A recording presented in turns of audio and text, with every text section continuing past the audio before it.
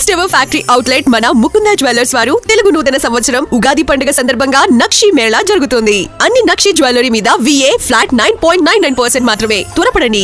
America ఇరుక్కుపోయింది. ముందు యుద్ధం, వెనక ఇంధనంలా తయారైంది అగ్రరాజ్యం పరిస్థితి.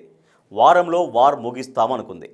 ఫిబ్రవరి 28న ఖమేనీ హతంతో ఇరాన్ దిగొస్తుందని అంచనా వేసింది. ఖమేనీ ఫ్యామిలీని ఖతం చేస్తే ఇరాన్ ఆక్రమణ ఈజీ అని ప్లాన్ చేసింది. కానీ ఇప్పుడు యుద్ధం ఎలా ముగించాలో తెలియక ట్రంప్ తెగ మదన పడిపోతున్నారు. సైన్యాన్ని రంగంలోకి దింపాలని ఆలోచన చేస్తున్నారు. 1 వీక్ గ్యాప్లో ట్రంప్ కొత్త ప్లాన్ వేస్తాడా? ఏదో పెద్దది జరగబోతుందనే భయాన్ని ఇప్పుడు ముందుకు ఎందుకు తోస్తున్నాడు? ఇరాన్లో ప్రభుత్వాన్ని పడగొట్టాలనేది అమెరికా టార్గెట్. ఖమేనీని లేపేసి ఆ దేశంలో ఉన్న వివిధ జాతులను వాడుకొని ఇరాన్ను గుప్పిట్లోకి తీసుకోవాలి అనేది అగ్రరాజ్యం అసలు ప్లాన్. కానీ ఈ ప్రణాళికలు పూర్తిగా వికటించాయి. అమెరికాకు ఎదురు దెబ్బలే మిగిలాయి. తప్పుడు అంచనాల ఫలితంగా తాను సృష్టించిన సంక్షోభంలో తానే చిక్కుకుపోయింది అమెరికా. పరిమిత నష్టంతో బయటపడేందుకు అమెరికా ఇప్పుడు నానా తంటాలు పడుతోంది. ఇరాన్ సర్కారుపై వివిధ జాతులు ఆగ్రహంగా ఉన్నాయి. సరైన టైం దొరికితే ఖమేనీని దించేయాలని ప్లాన్ వేశాయి. ఇందులో ప్రధానమైన గ్రూపు కుర్దులు. పరాక్రమవంతులుగా వీరికి పేరుంది. సిరియాలో ISISకు వ్యతిరేకంగా పోరాడేందుకు అమెరికా సైన్యమే కుర్దులకు శిక్షణ ఇచ్చింది. దేశం లోపల వెలుపల కూడా ఇరాన్ ప్రభుత్వాన్ని ఎదుర్కొనేందుకు వారు సిద్ధమయ్యారు. టెహరాన్లోని సుప్రీం లీడర్ను హతమారిస్తే నాయకత్వ శూన్యత ఏర్పడుతుందని, తత్ఫలితంగా ఇరాన్ బలహీనపడితే తమ ఎజెండాకు మద్దతు ఇచ్చే విభిన్న జాతుల జోక్యంతో పరిస్థితులు సామూహిక తిరుగుబాటుకు దారితీస్తాయని అగ్రరాజ్యం ప్రాథమికంగా తలపోసింది. కానీ అదేదీ నిజం కాలేదు. అప్పటిదాకా ప్రజాదరణ కొరవడిన ఇరాన్ ప్రభుత్వం యుద్ధం కారణంగా ప్రజల మద్దతును సంపాదించుకోగలిగింది. దాంతో అమెరికా, ఇజ్రాయెల్ ఆ ప్రాంతంలోని అనుకూల పక్షాలతో కలిసి భూతల దాడులను మొదలుపెట్టాలనే దిశగా ఆలోచిస్తున్నాయి.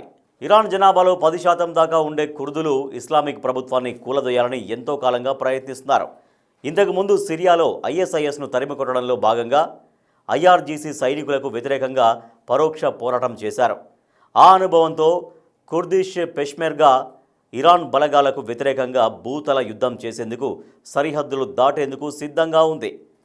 తుర్కీయే ఇరాన్ల మధ్య నలిగిపోయి తీవ్ర నిర్లక్ష్యానికి గురయ్యామనే అసంతృప్తితో ఉన్న కుర్దులు ఈ దాడుల్లో పాల్గొంటే తమకు భారీ ప్రతిఫలం దక్కుతుందని ఆశిస్తున్నారు. కుర్దుల తర్వాత ఇరాన్పై పోరాడేందుకు బలూచులను వాడుకోవాలని అమెరికా యోచిస్తోంది. వీరు పాకిస్తాన్కు వ్యతిరేకంగా స్వాతంత్ర పోరాటం చేస్తున్నారు. అయితే ఇరాన్పై భూతల దాడుల కోసం బలూచులు లేదా కుర్దులను రంగంలోకి దింపితే ఆ ప్రాంతమంతా గందరగోళం చెలరేగిపోయే ప్రమాదం ఉంది. ఆఫ్ఘనిస్తాన్ యుద్ధంలో అమెరికా ఇలాగే అక్కడి రెండో ప్రధాన వర్గమైన హజారస్కు శిక్షణ ఇచ్చి తాలిబాన్లకు వ్యతిరేకంగా ఉసిగొల్పింది. వారు 20 ఏళ్లకు పైగా పరస్పరం దాడులు చేసుకున్నారు.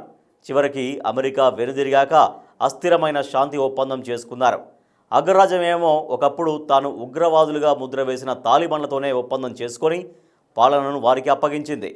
తాలిబాన్లు తమ శ్రేణులను ప్రాథమికంగా మత పాఠశాలల నుంచి తీసుకుంటారు.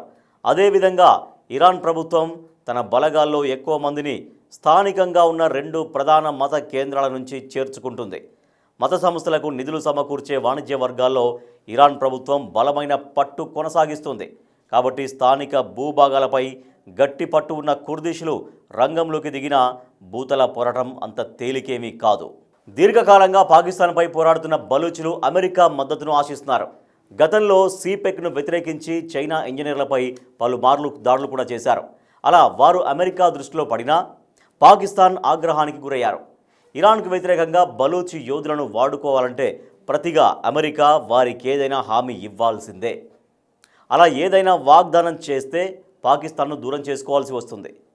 మరోవైపు భూతల యుద్ధంలో బలూచులను దింపే విషయంలో ఇజ్రాయెల్కు మాత్రం ఇలాంటి సమస్యలు లేవు. సుప్రీం లీడర్ మరణంతో ఇరాన్ విచ్ఛిన్నమవుతుందని అమెరికా ఊహించింది.